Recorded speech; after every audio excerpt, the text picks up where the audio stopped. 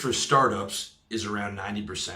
And the longevity of most companies is not good, okay? Of the Fortune 500 companies, biggest and best companies in the US in 1955, more than 88% of them are finished right now.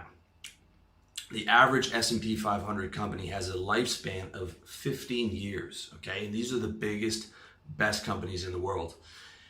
Why, you might ask? Because the entrepreneur cashes out when the stock goes public, and they bring in executives who eventually become lazy and complacent and depend on their bonuses, and they have so much cash from Wall Street, and they're looking no further than the quarter, and those guys exist to hit their quarterly numbers so that they can please the analysts and continue to get their bonus and their cash. And a lot of executives don't have experience actually building a business themselves and you know, staying on top of that bottom line. Okay, I'm not saying all, but I'm saying in a lot of cases that's the cycle that plays out. Okay, because you've got a guy who built the company, the creation, but a lot of the time the guy who is going to make the company exist, the executive, is a different type of animal than the creator. Okay, the entrepreneur versus the career CEO, those are usually two different people. I mean, even in Google, you know, they have Eric Schmidt, and those are two super smart, capable guys. So that's the reality with business. The same thing happens with countries, okay? If you want to watch how the West was built, watch the movie The Revenant with Leonardo DiCaprio.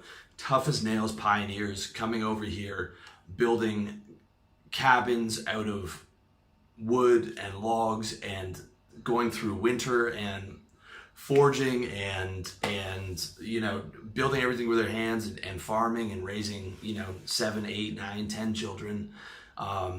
No electricity, no heating outside of firewood, no medical care.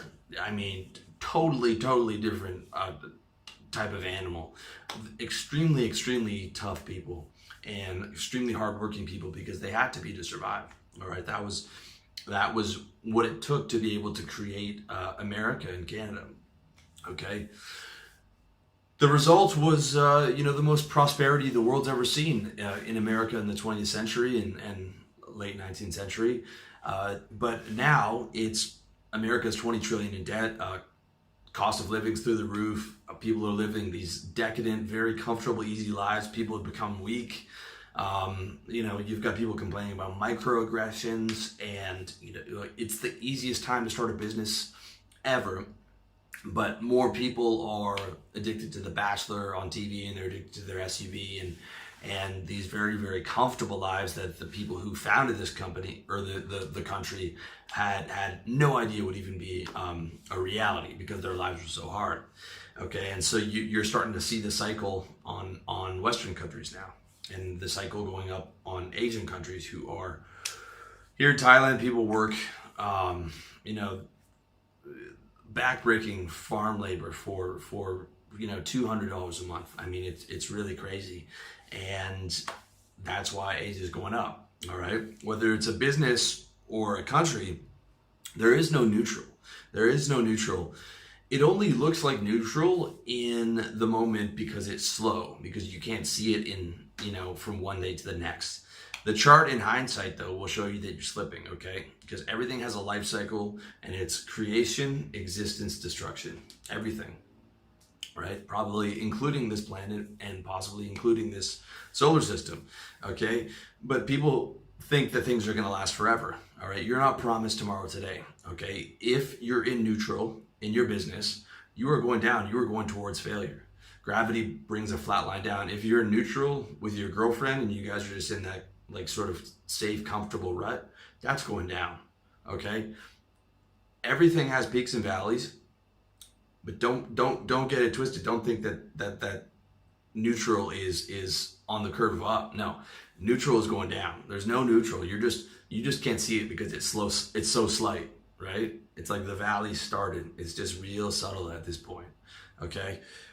If you're not going up, you're going down. Gravity brings a flat line down eventually, okay? Inertia, homeostasis, whatever you want to call it, will bring that flat line down.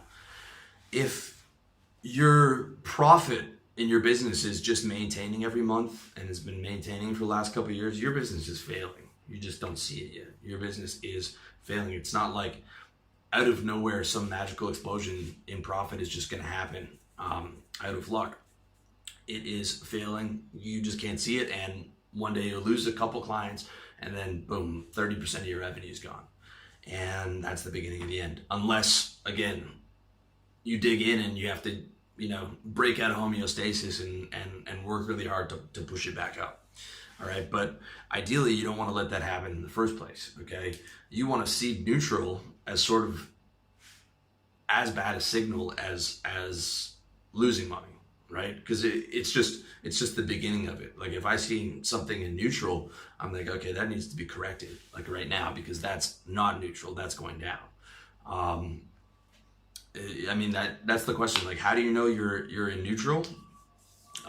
Or how do you know that you're not in neutral and that you're not going down? Okay, that means you're going up. That's how you know you're safe, is when you're going up.